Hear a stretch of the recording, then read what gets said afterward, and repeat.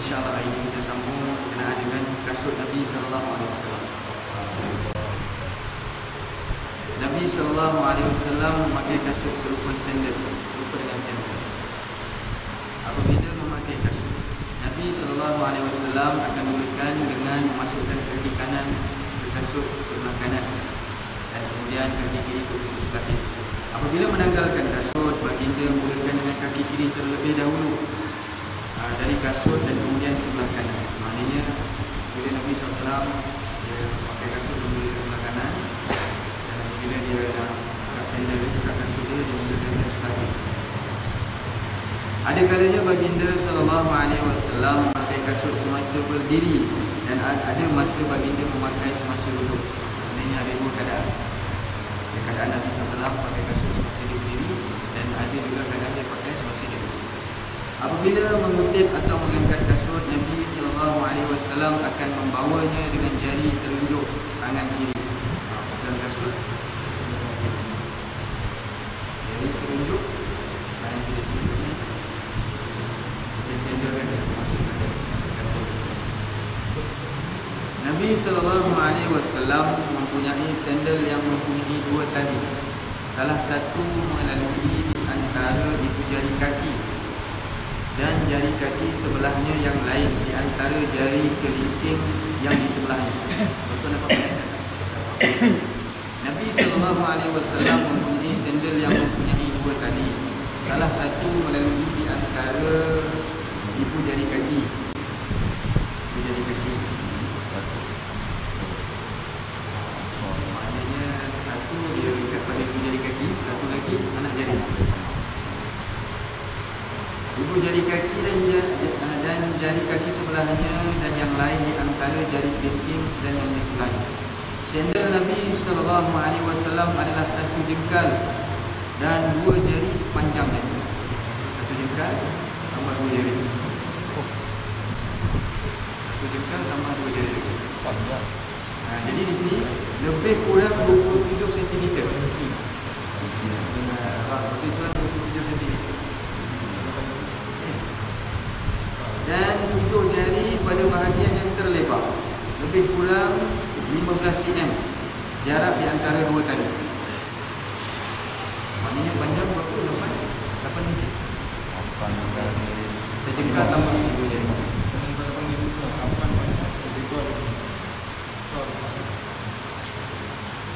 Jadi habis bab kasut Nabi sallallahu alaihi wasallam. Kalau betul insya-Allah baik. Sunnah Nabi SAW ketika tidur dan jaga. Nabi SAW biasa tidur semasa bahagian pertama malam dan bangun semasa bahagian pertama dari setengah kedua malam. Nabi SAW dia tidur semasa bahagian pertama malam, artinya awal malam, dan bangun semasa bahagian pertama dari setengah kedua malam. Ini tengah malam. Berapa ke? Satu, dua, tak berulang.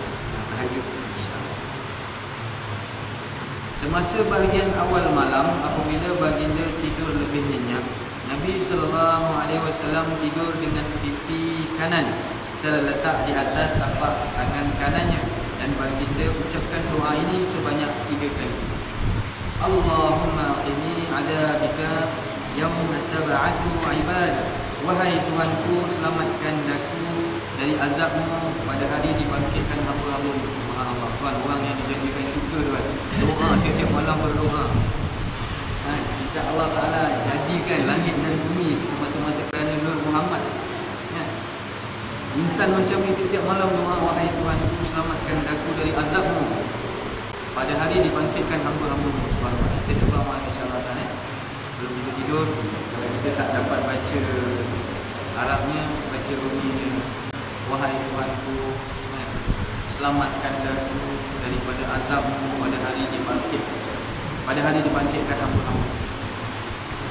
Jadi kita ulang balik cara Nabi SAW tidur. Semasa bahagian awal malam, apabila baginda tidur lebih nyenyak, Nabi SAW tidur dengan pipi kanan terletak di atas tapak tangan kanannya, dan baginda ucapkan doa ini sebanyak 3 kali. Maknanya pipi kanan ini dia tidur mengiring lah. Nabi SAW tidur mengiring. jika Nabi SAW melihat seseorang tidur atau berbaring sambil meniarap, baginda sangat tidak suka dan dengan kakinya mengejutkan orang itu. Maknanya kita tak boleh tidur meniarap. Jadi apabila Nabi SAW tengok dia tak suka, dia akan kejutkan orang ini menggunakan kaki. Maknanya bukan dia sempatlah cuik, dia cuik kaki orang yang tidur supaya dia jangan tidur dia. Nabi SAW tidur di atas tilam yang diperbuat daripada kulit yang diisi dengan gentian daun pokok kurma, atau tikar yang dikait dari daun pokok kurma, atau kain kapas yang kasar, atau buluh, yakni ambin katil, atau tikar kulit, atau di atas sehelai kain hitam, dan ada kalanya di atas tanah sahaja. Subhanallah. Ini kita punya kampus semayang pun kita punya tilam kat rumah. Subhanallah. Itu sedar-sedar sedar-sedar pun lima sedar pada azan. Subhanallah. Nabi punya tilam apa? Gentian daun pokok kurma. Cuba kita try buat, ambil pokok kurma. Pokok kurma tak ada, kita akan cari ni apa sawit. Cincang-cincang kita try buat. Tidur tengok macam mana. Subhanallah. Atau tikar yang dikait dari daun pokok kurma, atau kain kapas. Subhanallah. Kekasih Allah tuan-tuan. Kekasih Allah tidur atas lepas kurma kan. Atau tikar kulit, atau di atas selai kain hitam, dan ada kalanya tidur di atas tanah je, atas tanah je. Nabi SAW menyuruh supaya kain alas yang baginda tidur di atasnya supaya hanya dilipat dua. Nabi SAW tidur berdengkur sedikit sahaja sekali-sekala. Kita tidur tak tahu macam ni. Kita tidur tak sedar. Bangun pagi, orang cakap apa? Malam tadi saya tak boleh tidur. Apa tak boleh tidur? Ada kalanya Nabi SAW berehat sambil terlentang dengan kaki kanannya berada di atas kaki kirinya. Tetapi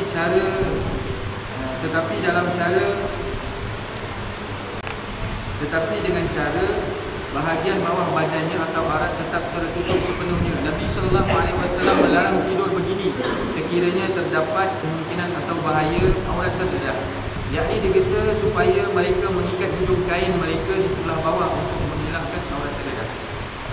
Ada kalanya Nabi SAW berehat sambil terlentang.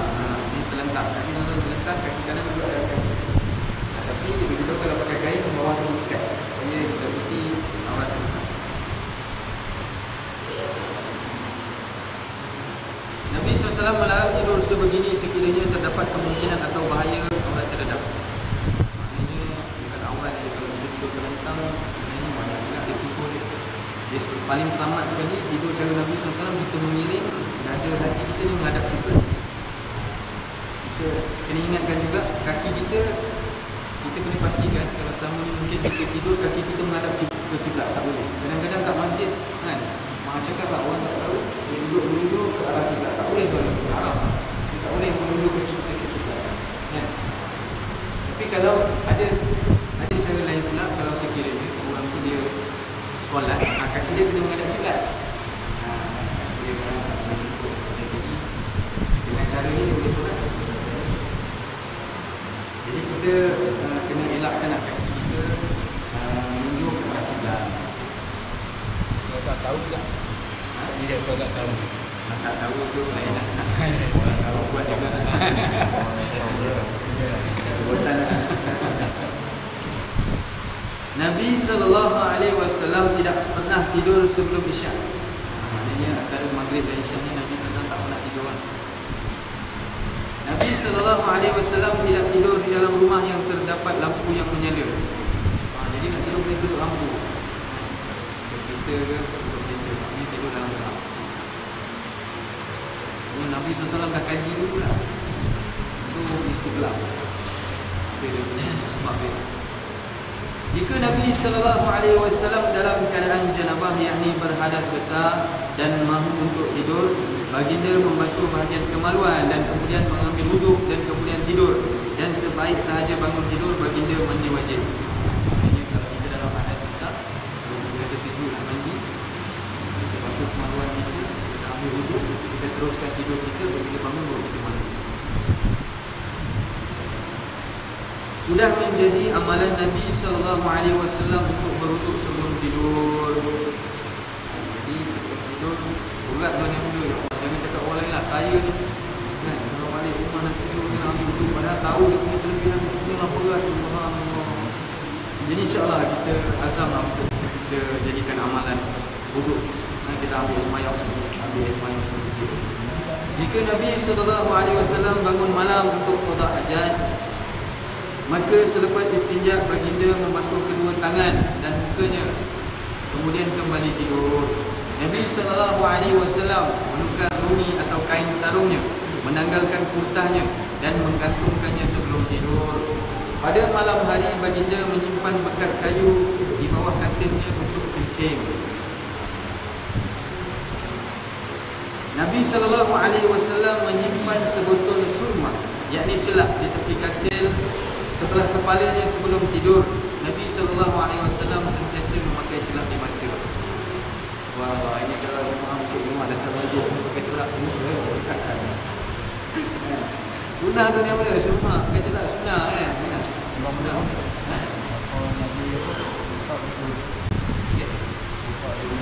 Buka. Sebelum tidur dia buka dia.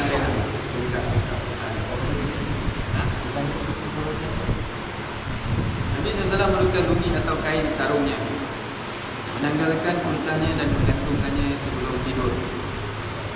Dia tak cakap pula kat sini dia pakai baju maknanya dia pakai baju lain apa, tapi yang sarung dan kain ni dia akan menukar rumi atau kain sarungnya, menanggalkan kurtahnya dan menggantungkannya sebelum tidur. Dia baju dia lupa lah. Tak, kurtahnya dia buka, Dia pakai sarung orang. dia pakai sarung. Maknanya Nabi SAW tidak menggunakan pakaian semayang putih untuk buka. Buka. Itu dia buat solat.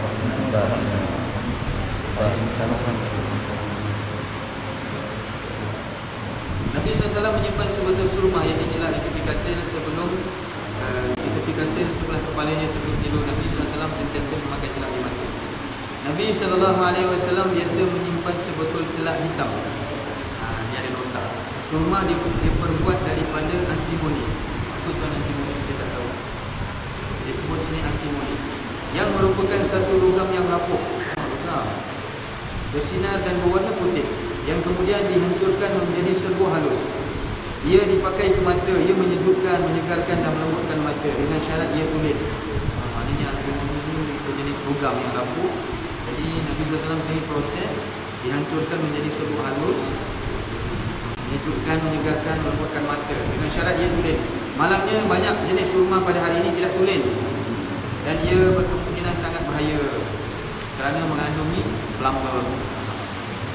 Ini kalau sekarang ni dia nak kaji lah apa yang celak daripada jenis apa yang bisa celak. Apabila meletakkan surma ke mata, Nabi SAW meletakkan pencelak ke matanya sebanyak 3 kali ke setiap mata, dan ada kalanya 2 kali kepada setiap mata, dan kemudian yang terakhir pada kedua mata. Ini 3 kali. Saya belajar kat Nabi SAW pakai celak. Nabi SAW pakai celak tu dia akan buka mata, dia akan 1, 2, 3. Dan dalam ni dia beritahu ada kalanya 1, 2, 3.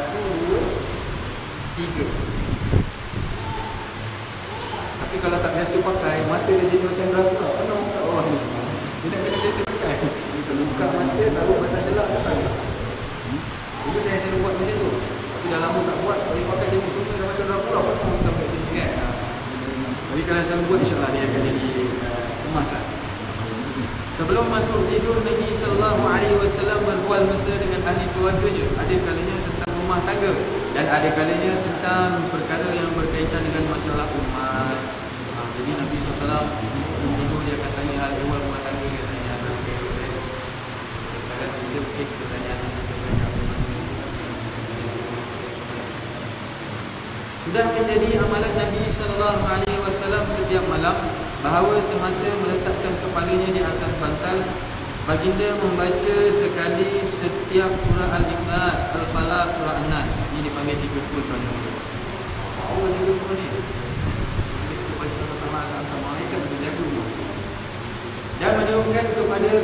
telapak tangan, kemudian baginda membukanya dan menyapukan kepada badannya yang penuh keberkatan itu sedapat yang mungkin ke seluruh badannya, bermula dari bawah muka, dan kemudian ke atas kepala. Baginda akan lakukan itu sebanyak 3 kali. Apabila bangun dari tidur, baginda membaca doa berikut: Alhamdulillahilladzi ahyana ba'dama amattana wa ilaihi nusyur. Segala pujian bagi Allah yang telah menghidupkan kami selepas kami mati, dan kepadanya lah kami kembali. Berapa kali hari ini baca? Kadang-kadang saya berdua-dua ya Allah senang. Jadi kita balik, kita muzakarah, kita kongsi sikit berkenaan dengan 3 kul. Subhanallah, 3 kul kalau kita amalkan setiap malam, insya-Allah di hari itu. Ini adalah amalan Nabi sallallahu alaihi wasallam. Al-Fatihah, Al-Ikhlas, Al-Falaq, An-Nas. Sekali dia ganjil lah, sekali ataupun 3 kali. Kita baca, kita duduk, tangan kita naik. Aku kepada kita dan dapat. Kemudian amalan tambahan kita baca ayat kursi. 3 kali kita baca ayat kursi. Yang pertama Allah Ta'ala akan malaikat untuk jaga diri kita. Yang kedua keluarga kita, dan yang ketiga harta kita, insya-Allah.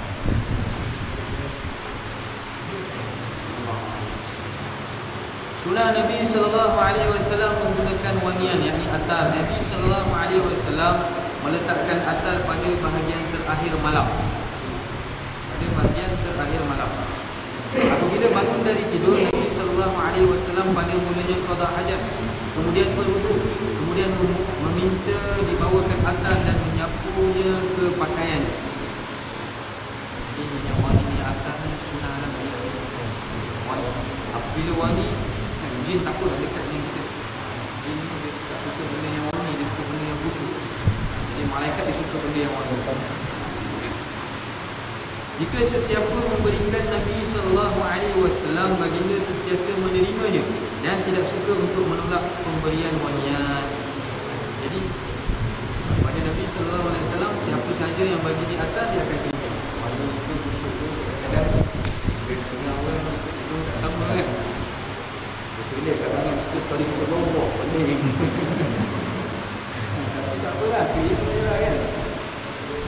Baginda sangat suka bau raihan. Subhanallah, bunga raihan. Kita kena cari ni bunga raihan ni.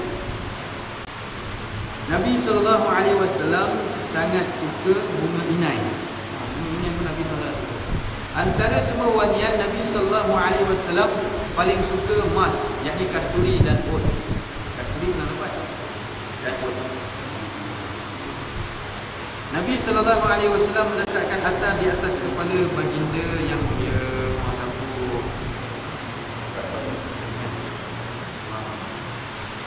jadi habis wangian kita masuk sunnah Nabi SAW menyikat rambut dan meletakkan minyak di rambut. Sebelum masuk tidur, Nabi SAW menggosok gigi dengan miswak, yakni kayu miswak, berwudu dan menyikat rambut dan janggutnya yang penuh berkat. Kemas orang yang mulia Nabi SAW. Setiap dia punya perbuatan ada dia punya disiplin dia. Sikat rambut, wangian, sendalnya, baju ni. Sama ada di dalam perjalanan ataupun berada di rumah, dia tak tinggal. Maknanya amalan yang dia tak tinggal walaupun dalam perjalanan, dalam musafir, gosok gigi, berwuduk, menyikat rambut dan janggutnya yang penuh berkat. Nabi SAW sentiasa menyimpan 7 benda berdekatan kepala kakinya pada masa tidur. Ada 7 benda. Mana kita pula kira apa 7 benda yang dekat dengan kata kita. Sebotol minyak. Apa dia? 1 sikat, sebotol kecil celak, gunting miswak, cermin dan sebatang kayu kecil yang baginda gunakan untuk menggaru kepala dan sebagainya. Pertama, sebotol minyak, mungkin minyak zaitun. 1 sikat, sebotol kecil celak, gunting miswak, cermin dan sebatang kayu kecil yang baginda gunakan untuk menggaru kepala dan sebagainya. Hari ni kat katil kita apa ada? Kamu handphone sebelah kipas. Dia kalau boleh radio sikit kan? Kecil je. Nabi SAW mempunyai satu sikap yang diperbuat daripada gadis. Nabi SAW mulanya meletakkan minyak pada janggut dan kepala dan kemudian menyikatnya. Apabila meletakkan minyak di atas janggutnya yang penuh keberkatan, Nabi SAW mulakan dengan bahagian di hadapan telinga. Di sini tak pasti. Tapi seorang orang yang berjamaah.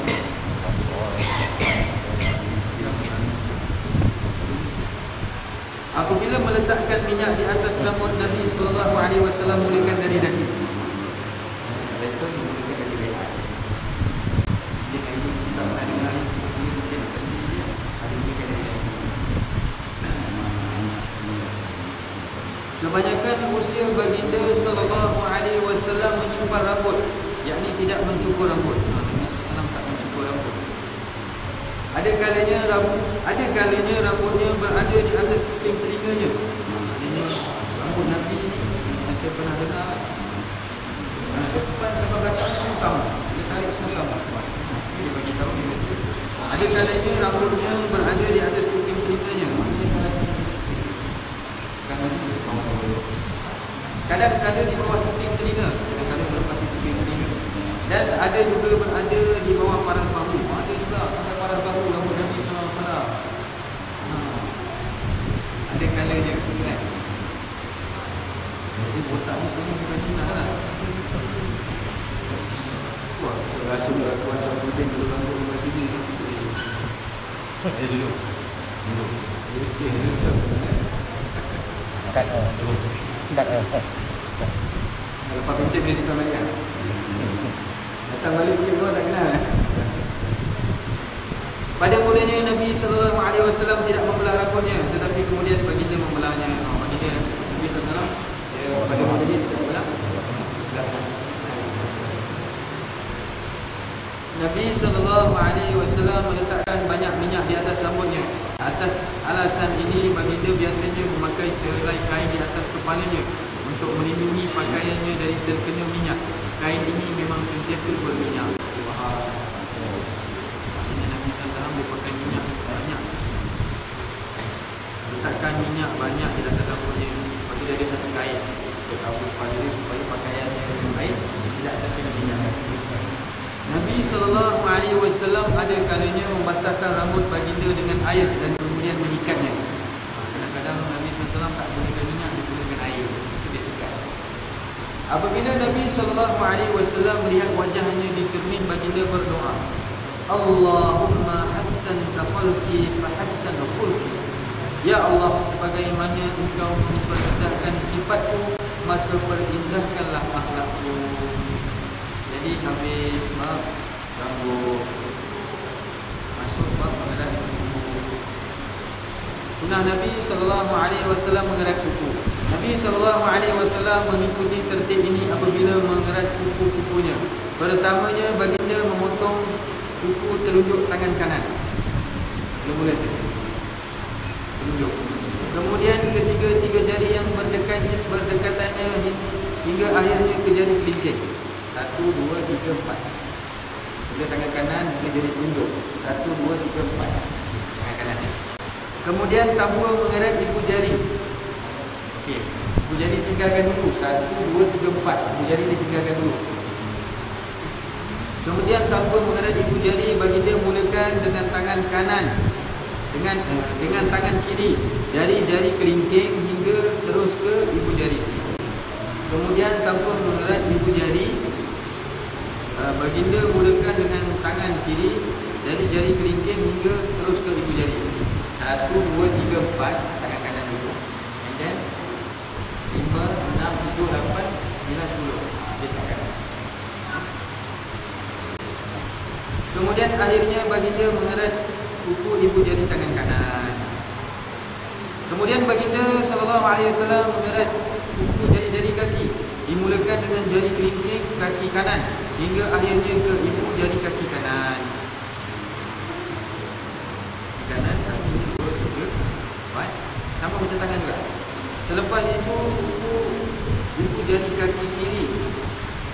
Kemudian baginda mengarah kuku jari-jari kaki dimulakan dengan jari kelingking kaki kanan hingga akhirnya ke kuku jari kaki kanan. Oh, maknanya 1, 2, 3 habis sini. Masuk kuku jari. Selepas itu kuku ibu jari kaki kiri dan kemudiannya menyelesaikan jari kelingking kaki tersebut. 1, 2, 3, 4, 5 habis kan. And then dia sambung ibu jari kaki sampai ke kelingking pula. Nabi SAW memotong kuku setiap 15 hari. Ini sebulan.